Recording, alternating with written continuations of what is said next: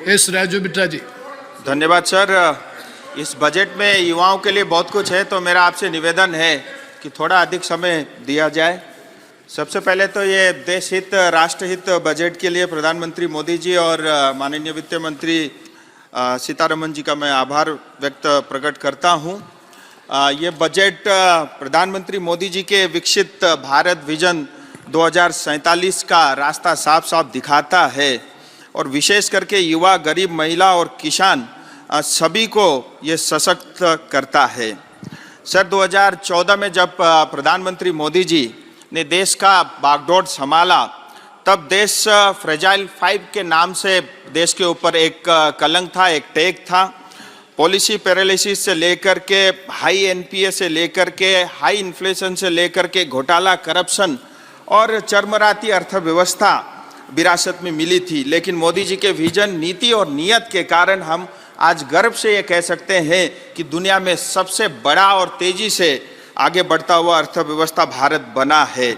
और फ्रेजाइल 5 के बदले आज जो है ब्राइट स्पॉट के रूप में भारत जाना जाता है। जबकि इसी दौरान कोविड की महामारी का सामना भी करना पड़ा, यूक्रेन और रशिया के बीच में युद्ध हो या अनेक ग्लोबल डिस्टर्बेंसेस भी इस दौरान में रहे।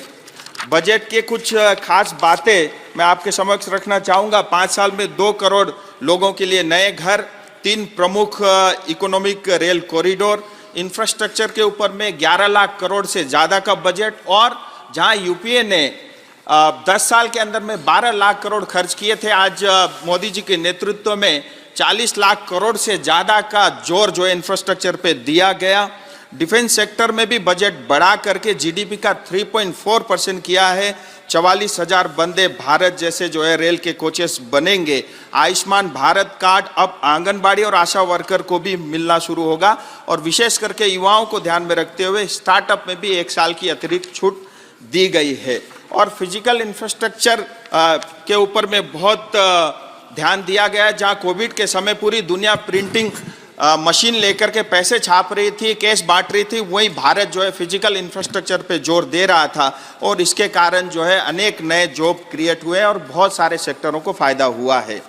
हमारी सरकार ने 34 लाख करोड़ से ज़्यादा का रकम डीबीटी के माध्यम से प्रदान किया और इसके कारण 2,75,000 करोड़ से ज़्यादा के पैसे गलत हाथों में जाने से बचे हैं। फेक बेनिफिशियरीज हटे हैं, मिडल मैन सिस्टम बंद हुआ है, कट मनी सिस्टम बंद हुआ है। पश्चिम बंगाल की दीदी बोल रही थी, मैं एक एग्जाम्पल के माध्यम से बताना चाहूँगा। जहाँ एक तरफ भारत का जीडीपी का 30% जो है बंगाल से आता था, आज 3% से कम रह गया है। इन्वेस्टमेंट नहीं आ रहा है, युवा बेरोजगार है। और 2011 में जहाँ सीपीएम 1,90,000 करोड़ का कर्ज छोड़कर गई थी, आज 2023 के अंदर में 6.5 लाख करोड़ से ज़्यादा का कर्ज जो है पश्चिम बंगाल के ऊपर में, यानी हर एक पश्चिम बंगाली के ऊपर में जो है 60,000 से ज़्यादा का जो है कर्ज है। और इनका रोल मॉडल देखिए, करप्शन और भ्रष्टाचार का कैसा होता है। मनरेगा के बारे में बोला जाता है पैसा रोका है, लेकिन मैं आपको आंकड़े के साथ कहना चाहूँगा, 10.5 करोड़ की आबादी पश्चिम बंगाल की है, जहाँ जॉब कार्ड जो है घर से एक ही को मिलता है, 18 से कम आयु को नहीं मिलता। उसके बावजूद भी 3,78,00,000 जो है जॉब कार्ड पश्चिम बंगाल में बने। जैसे आधार को लिंक किया, तुरंत घट के जो है 1.5 करोड़ से ज्यादा जो है इनके फर्जी कार्ड जो है बंद हुए। सर मैं दार्जिलिंग की बात रखना चाहूंगा और अपनी मातृभाषा नेपाली में रखना चाहूंगा।